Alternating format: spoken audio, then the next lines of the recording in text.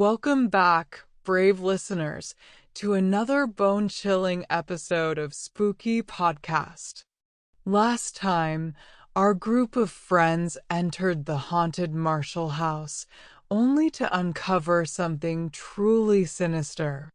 They thought they were exploring an old, abandoned cellar, but little did they know, this house has a way of holding onto its secrets and to its visitors. If you're ready to continue this horrifying descent into darkness, brace yourself. Tonight's story takes us deeper into the unknown, where each step reveals another spine-tingling layer of terror. Let's dive into part 2 of the Forgotten Cellar.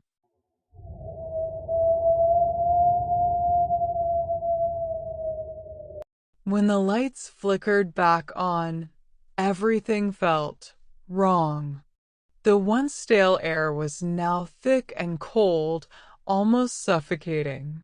It carried a bitter scent of decay, clinging to their skin and sinking into their lungs. And though the little girl was gone, her presence lingered like a shadow that refused to leave. Jess stumbled back from the crib, her heart pounding. Did you guys see that? Her voice was barely a whisper, her hands trembling. "Let's stay calm," Sam murmured, swallowing hard. But there was a tremor in his voice he couldn't hide.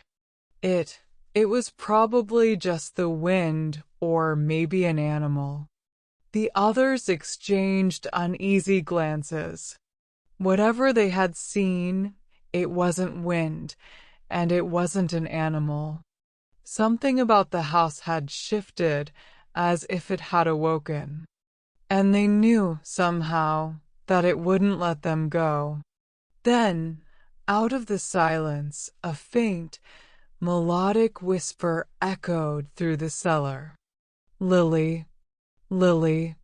A chill ran down Emily's spine as she gripped her flashlight, the beam wavering across the cracked walls. "Who's Lily?" she whispered.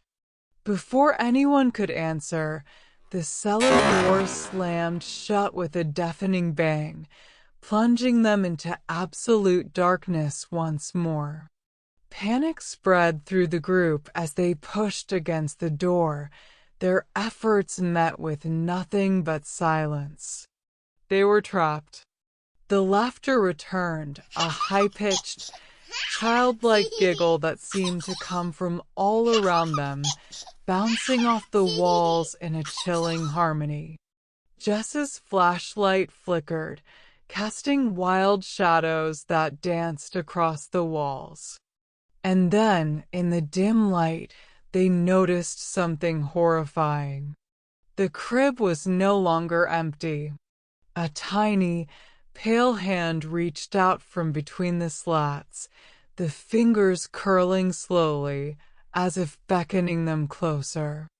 They stared in silent horror, unable to look away as a shadowy figure materialized beside the crib, a small girl in a tattered dress, her face obscured by long, dark hair. Mark swallowed, his voice barely a whisper. No, this isn't happening." The figure lifted her head, revealing empty, hollow eyes that seemed to drink in the darkness. Her lips twisted into a smile, one far too wide, exposing rows of sharp, decayed teeth. She took a step forward, her small feet dragging across the floor, leaving dark, wet footprints in her wake.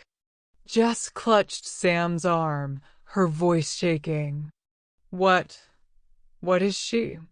The wall seemed to close in around them, pressing down with a weight that felt almost alive. And then, as if answering her question, the voice came again, louder, echoing, a chorus of whispers filling the room. "Play with us, forever." A sudden, violent cold surged through the room, extinguishing the flashlights and leaving them in pitch black.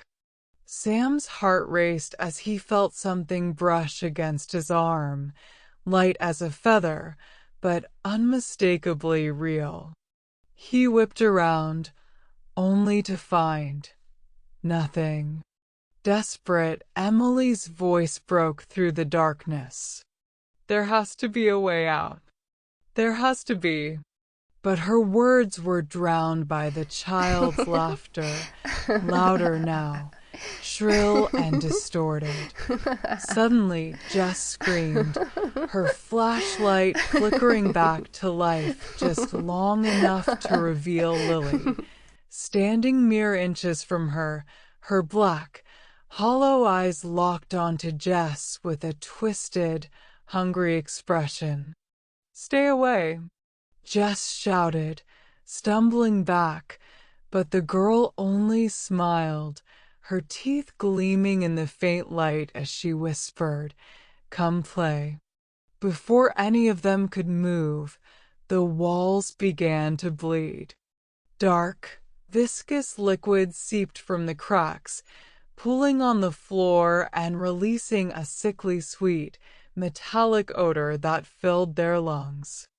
The crib, now rocking on its own, creaked with a rhythm that seemed to match the beat of their frantic hearts. "Please, let us out," Mark whispered, his voice barely audible over the child's giggling. But the house remained silent. It had waited so long, and it was far from done with them. As the shadows close in, the mystery of Marshall House grows darker, and escape seems impossible. Will our friends find a way out, or are they forever bound to its sinister secrets? Stay tuned for the next part, where even more horrifying twists await. If this story left you on the edge, make sure to hit subscribe so you don't miss what happens next. Until then, remember, not every door is meant to be opened. Good night and sweet nightmares.